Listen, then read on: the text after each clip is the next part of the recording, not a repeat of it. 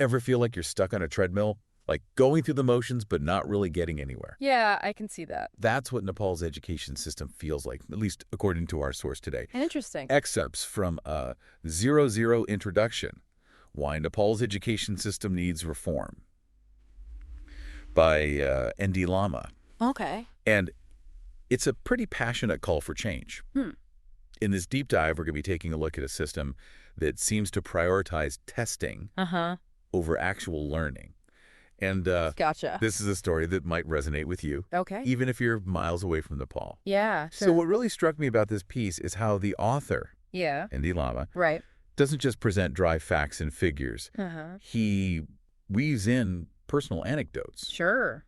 and even uses a play to illustrate the human cost of this system.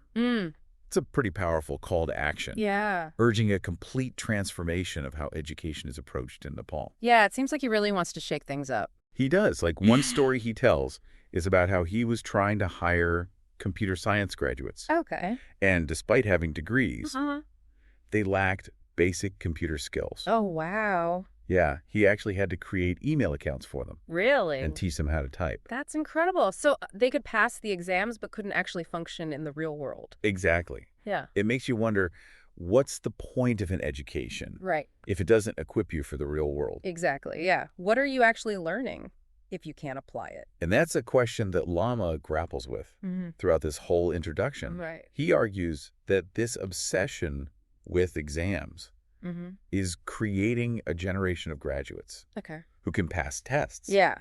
but who are completely unprepared for the challenges of a modern dynamic world. It's like they're teaching to the test instead of teaching them how to think. Yeah. Think about the implications for innovation and economic growth. Right. If a country's education system isn't producing graduates Yeah. who can think critically and solve problems, Right. it's going to fall behind. Yeah, they're going to be stuck. Like they can't adapt or innovate. It's almost like the system is churning out robots Oh, yeah. I see what you mean. programmed to pass exams, Right. but not to think or create. And the impact of this extends beyond individuals. Yeah. It has a ripple effect on entire communities, Sure. especially in rural areas. Right. So how does that manifest? Yeah. How does it affect them specifically? Well, he paints a very poignant picture Okay. of these rural communities. And he says the centralized exam system puts rural students Yeah. at a huge disadvantage. Right. Because they don't have the same access to resources. Exactly. Right. They're being forced to compete with urban peers who have much more access to resources. Right. Yeah. And when these rural students inevitably fall behind, Yeah. many feel a sense of hopelessness Yeah. and end up leaving their villages Right. for cities or even overseas. Makes sense. If they feel like they don't have a future there. It's almost like the system is pushing them away from their roots, Yeah. Like pushing them away from their homes and their communities. contributing to the decline of traditional knowledge Yeah. and cultural heritage. Right. And to really kind of bring this point home, Okay. he uses some of his own experiences. Oh, interesting. What kind of things did he go through? Well, he talks about how his science teacher Okay. was set back years Wow. Years. Yeah. What happened? because of a lost exam paper.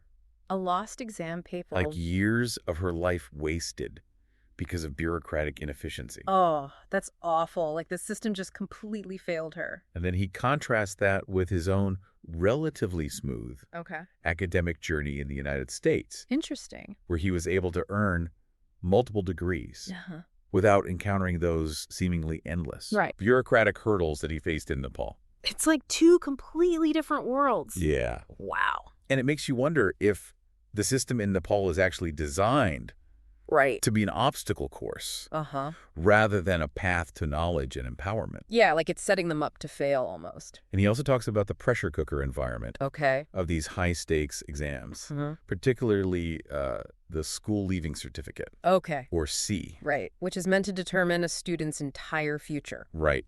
And he says these exams end up creating immense stress and anxiety. Wow. No wonder. So much pressure riding on one exam. And to illustrate this point, he actually wrote a play. Oh, wow. What's it called? It's called Tunnel Vision. Tunnel vision. Okay. Interesting. It's a little bit of an interesting detour, Okay. But I think it really speaks to Lama's concern about the system's narrow focus.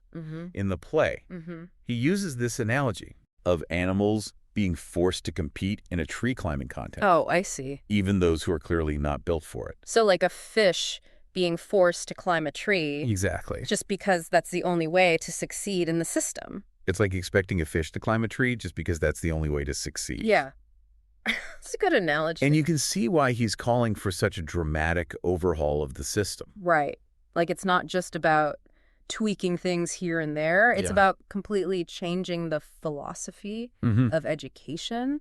It's not just about changing the curriculum or the exams. Yeah. It's about shifting the entire philosophy of education. Right. Moving away from this factory-like model where everyone is forced into the same mold and towards a system that recognizes and nurtures individual strengths and passions. I mean, that makes sense. Everyone learns differently. All right. And has different talents. Yeah.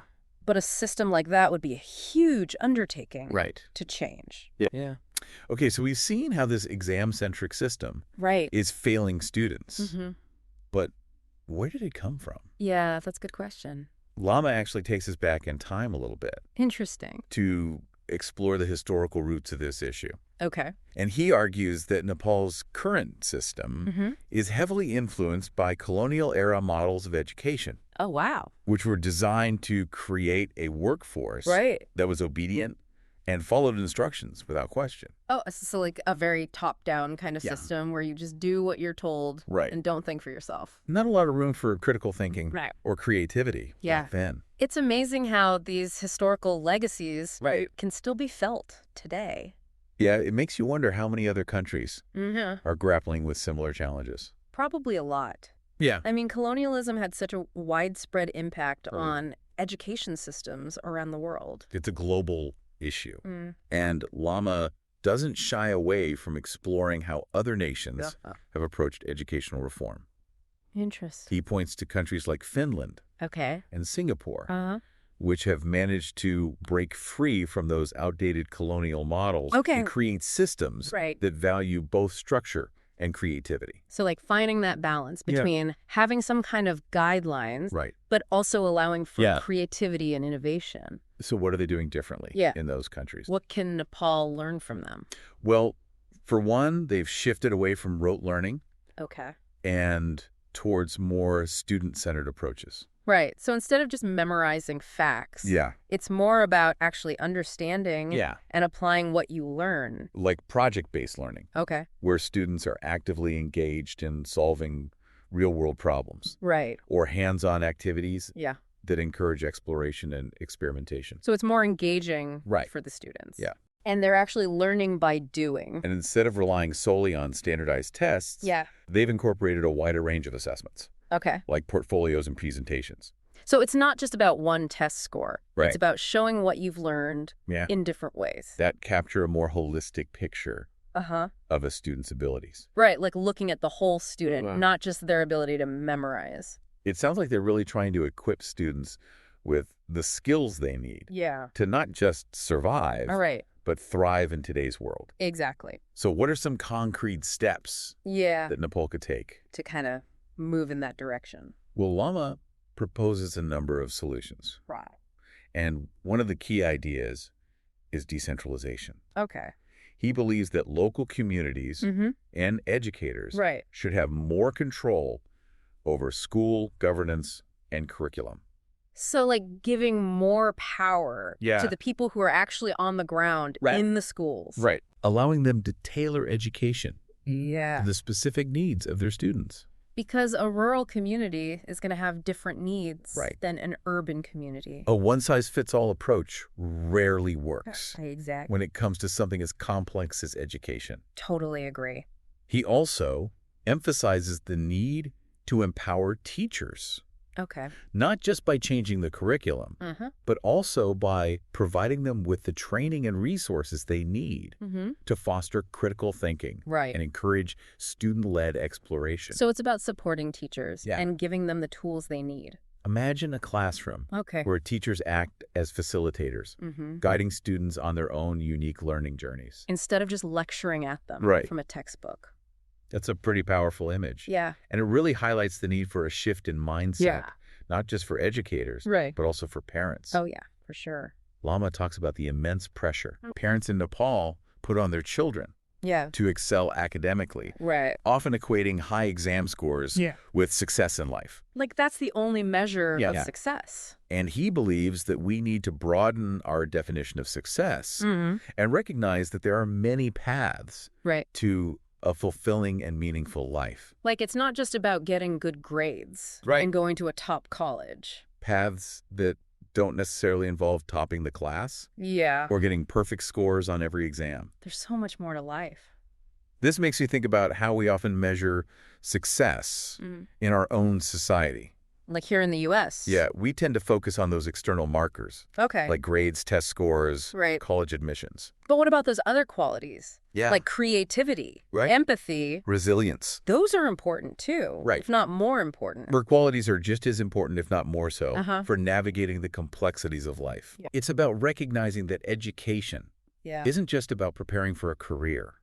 It's about preparing for life. It's about the whole person, not just their job prospects. And that means equipping individuals with the tools they need to be critical thinkers.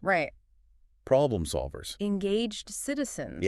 People who can contribute to society. So what can we as individuals do to support this kind of transformation in education? What can we do? Even if we're not in Nepal. Or directly involved in education policy. It can feel overwhelming. Like these problems are so big. What can one person do? Well, for one, we can start by examining our own beliefs and assumptions about education. Are we pushing our own children too hard to achieve academically? Are we too focused on grades? Are we valuing a narrow definition of success? We can also support organizations that are working to promote innovative approaches to education and advocate for policies that prioritize student well-being and holistic development. So it's about using our voices and our resources to support positive change. It's a reminder that education isn't just the responsibility of schools and teachers. It's a shared responsibility. We all have a role to play. We all have a role to play in creating a world where education truly empowers individuals. And unlocks their full potential. This deep dive has given us a lot to think about. The challenges, the historical context. The potential solutions. But most importantly, it's left me feeling hopeful. Oh, that's good. Hopeful that we can move beyond these outdated models of education and create something truly transformative. Not just in Nepal, but around the world. I think that's a really important point. That this isn't just a Nepal issue. This is something that we need to be thinking about globally. We've been talking about needing a more holistic approach to education in Nepal. One that goes beyond just rote memorization and high-stakes exams. But what would that actually look like? Well, I think Lama would say we need to rethink not just what we're teaching, but how we're teaching it. He suggests moving away from those traditional lecture-style classrooms and try incorporating more interactive and engaging approaches. Like project-based learning. Project-based learning. Like imagine a classroom where students are actively involved in designing and carrying out their own investigations. Collaborating with their peers and applying their knowledge to real-world problems. That sounds a lot more engaging than passively listening to a lecture. And then just regurgitating facts on a test. Exactly. It's about fostering a love of learning. And empowering students to take ownership of their education. It's about them being active participants in their own learning. If we're going to move away from rote learning, Yeah. we also need to rethink how we assess student progress. That's true. Lama advocates for moving beyond standardized tests Okay. and incorporating those more authentic forms of assessment, I see. like presentations, portfolios, and exhibitions. So it's not just about Yeah. a single test score. That showcase a student's deeper understanding and skills. Yeah, showing what they can actually do. Right. It's about looking at the whole picture, not just a single test score. Exactly. But changing the system also requires changing mindsets. Absolutely. Lama stresses that we need a cultural shift, Okay. particularly when it comes to parental expectations. Parental expectation. He encourages parents to embrace a broader definition of success. Okay. One that values those diverse talents and skills. Yeah. Not just academic achievement. So not just grades. Not just grades. It's Yeah. about recognizing every child has unique strengths and passions. Right. And that there are many paths to a fulfilling life. This makes me think about how we measure success in our own society. How so? We tend to focus so much on external markers. Okay. Like grades, test scores, college admissions. Yeah. But what about things like creativity, empathy, and resilience? Those are important too. Right. Sometimes even more important. Those qualities are just as important, Right. if not more so, for navigating life. It's about the whole person. Yeah. Not just their academic achievements. It's about recognizing that education isn't just about preparing for a career. Right. It's about preparing for life. Yeah, I like that. And that means equipping individuals with the tools they need to be those critical thinkers, problem solvers, and engaged citizens. Yeah, to be active members of their communities. So what can we as individuals do to support this kind of transformation in education? It can feel overwhelming sometimes, right? Yeah. Like, how can I make a difference? Even if we're not in Nepal or directly involved in education policy? Well, I think we can start by examining our own beliefs and assumptions about education. Okay. Are we pushing our own kids too hard to achieve academically? Are we valuing a narrow definition of success? Right. We can also support organizations that are working to promote innovative approaches to education. Okay, yeah. And advocate for policies that prioritize student well-being and holistic development. So being informed and engaged All right. with what's happening. It's a reminder that education isn't just the responsibility of schools and teachers. Yeah. It's a shared responsibility. We all have a stake in it. We all have a role to play in creating a world where education truly empowers individuals. Right. And unlocks their full potential. I think that's a great goal to strive for. This deep dive has given us a lot to think about. Yeah, for sure. The challenges, the historical context, and those potential solutions. And it's a reminder that these issues are complex. Right. There's no easy answers. But most importantly, it's left me feeling hopeful. It's good. Hopeful that we can move beyond those outdated models of education and create something truly transformative. Yeah. Not just in Nepal, but around the world. It's a global challenge. Right. And a global opportunity. Well, thank you for joining us on this journey into the heart of Nepal's education system. It's been a pleasure. We hope you found it as thought-provoking as we did. Yeah, me too. Until next time, keep learning, keep questioning, and keep diving deep into the world of ideas. I like that.